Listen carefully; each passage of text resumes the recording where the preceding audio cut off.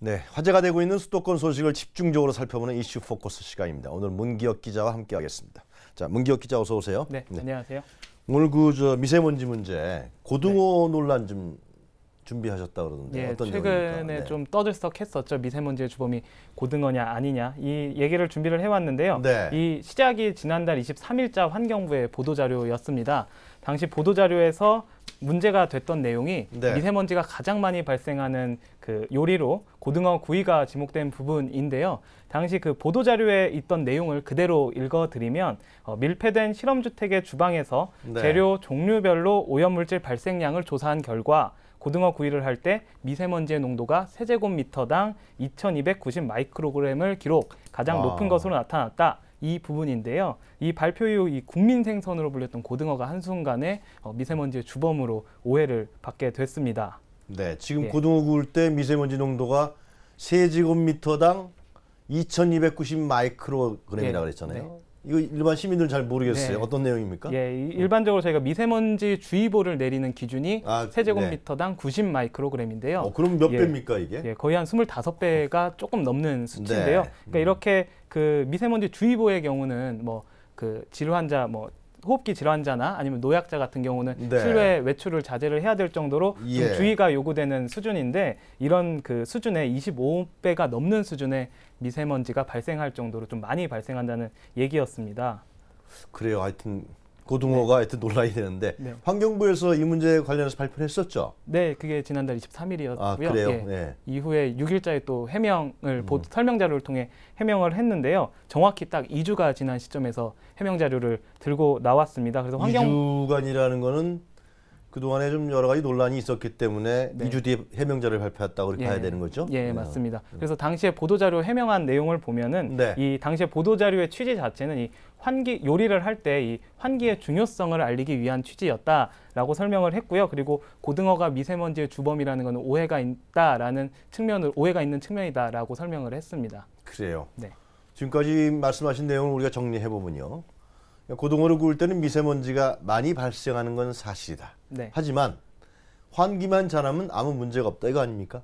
실제로 보도 자료에서도 그렇게 나와 있었고요. 또 설명 자료에서도 재차 강조를 하긴 했었습니다. 처음에 환경부가 보도 자료를 발표할 때 뭔가 좀 중요한 점을 뭘 해야 될 것인가를 잠깐 잘 못한 거네요, 그죠? 좀 그 과정에서 좀 시기도 좀 민감했고요. 그 과정들이 좀 약간 세련되지 못한 부분이 있습니다. 제 기억에도 그럼 고등어 먹지 말라는 것이냐?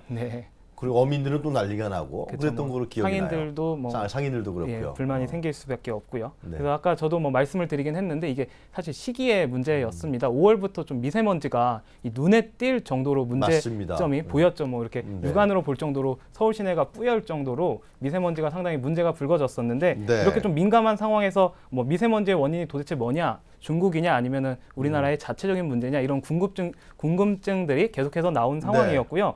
이런 와중에 환경부의 발표가 고등어 구이를 요리를 할 때 가장 미세먼지가 많이 발생한다라고 얘기해버리니까 오해가 터져버린 거죠. 말 그대로 오해가 증폭이 된 건데요. 그래서 나중에는 심지어 이 고등어 구이와 같은 이 직화구이 음식점을 직접 규제해야 된다라는 이야기까지 언론을 통해서 나오면서 논란이 아주 커졌었는데요. 이런 논란에 더해서 또 지난달 25일로 고등어의 이 금어기가 풀렸습니다. 그래서 공급 물량이 일시적으로 좀 많이 공급 물량이 됐었는데요. 이런 것들이 맞물리다 보니까 고등어 가격이 많이 하락을 했습니다. 그래서 좀 시기가 맞물리다 보니까 환경부의 발표 이후 또 애꿎게도 고등어의 가격이 많이 하락을 했었는데요. 이러다 보니까 좀 어민들 아까 말씀하신 것처럼 불만도 많았고 또 실제로 고등어를 판매하는 상인들도 불만의 목소리가 나왔는데요. 그래서 또 이와 관련해서 환경부는 이 설명 자료를 내면서 고등어 가격 동향과 이 소비 동향을 적으로 모니터링을 해서 일단 소비 활성화에 나선다고 설명을 했고요. 그리고 덧붙여서 이 하락이나 소비 침체가 장기화될 경우에는 어떤 따로 특단의 대책을 검토하겠다는 이야기까지 설명 자료에 덧붙였습니다. 환경부가 하여튼 완전히 난리가 났었겠어요. 그죠? 좀 화들짝 놀랐었을 것 같습니다. 근데 왜 이렇게 늦게 해명 자료를 한 거예요? 2주나 뒤에 있다가? 그 2주라는 시점이 사실 논란이 일파만파로 커졌는데요. 그래서 좀 해명이 다소 늦은 감도 있죠. 사실 2주라는 거 요즘 공공기관들 오해 소지가 있을 만한 보도자료 나오면 바로 그 다음날 즉각 해명자로 설명자로 내는데 2주나 지난 건 조금 약간 늦은 감이 없지 않습니다. 그러다 보니까 이 시민들 사이에서 이 고등어 구이 집에서 해 먹어도 되냐 말아야 되냐 이 혼선도 많이 있었고요. 그리고 또 그 인터넷상에서도 상당히 논란이 있었죠. 그래서 일부 네티즌들은 뭐 메르스 때는 낙타 탓하더니 또 이번에 미세먼지 문제 생기니까 고등어 탓하냐 라면서 꼬집기도 했었는데요. 사실 이런 식으로 좀 약간 논란이 있었는데 시민들과 상인들의 이야기 제가 직접 담아왔는데요. 시민들과 상인들의 이야기 지금 한번 준비된 영상이 있으니까 한번 들어보겠습니다. 당연히 안 팔리지. 그래서 저기를 탔는데 매스컴을 탔는데 지금 시장 상황이 지금 경기가 좋지 않은 상황에서 이 고등어를 진짜 고등어가 누명을 쓰긴 쓴 건데 미세먼지 때문에 조금이라도 좀 꺼려지죠. 아무래도 먹기는 먹어야 되겠고 그래서 좀 어떻게 해야 될지 좀 모르겠어요. 네, 그 미세먼지 주범은요.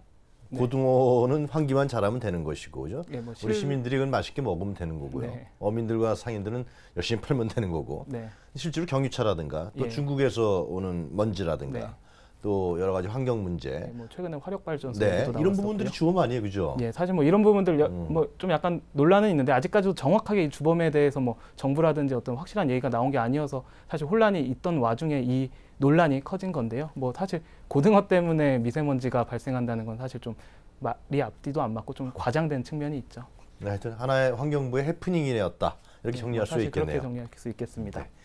자, 우리 고등어 문제 그만 얘기하고 구이역 문제 좀 하겠습니다. 요즘에 지금 진상규명위원회 출범했죠. 활동을 시작했습니다.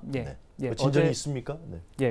그 8일자로 진상규명위원회가 출범을 했는데요. 일단 첫 일정을 소화를 했습니다. 8일 그 15명의 위원들이 위촉이 됐는데 위촉 직후 바로 회의를 열고 그 사고 발생일 이후부터 현재까지의 어떤 그 사고 동향이라든지 조사 상황을 서울시 감사위원회로부터 보고를 받았습니다. 그래서 이 조사 담당 공무원과는 향후에 어떻게 조사를 진행할 것인지에 대한 논의도 했는데요.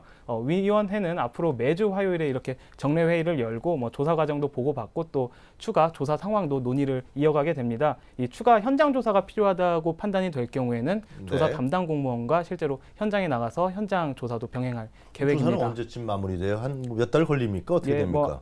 최대한 빠르게 진행을 한다고 했는데요. 아무래도 뭐 한 달, 2달 정도는 걸릴 것 같습니다. 일단 서울시에서 발표한 내용은 7월 말까지 마무리를 하겠다. 그리고 그 이후에 조사된 내용은 뭐 가감 없이 공개적으로 발표를 하겠다. 이런 얘기를 했는데요. 그래서 이 위원회 입장에서는 이런 진상 규명들이 사실 뭐 길진 않은 시간 동안 좀 면밀하게 조사를 해야 되는 상황이 있다 보니까 이 위원회 자체적인 힘보다는 이 어떤 용역 업체 직원들의 어떤 내부자들 그리고 시민들의 어떤 적극적인 어떤 제보라든지 참여가 필요하다고 좀 당부를 했습니다. 그 조사위원회 명단을 보니까 상당히 전문가들도 많이 있고요. 또 시민사회단체에서 또 들어가 있고 그렇기 때문에 상당히 이번에 이 사건의 직접적 원인 뿐만이 아니라 이 사건이 일어나게 된 사회 구조적인 원인 이런 부분까지 같이 밝혔으면 좋겠다. 그런 여론이 있는 것 같아요. 그런데 경찰이 확실하게 칼을 뽑아 들었습니다. 그죠? 압수수색을 했죠?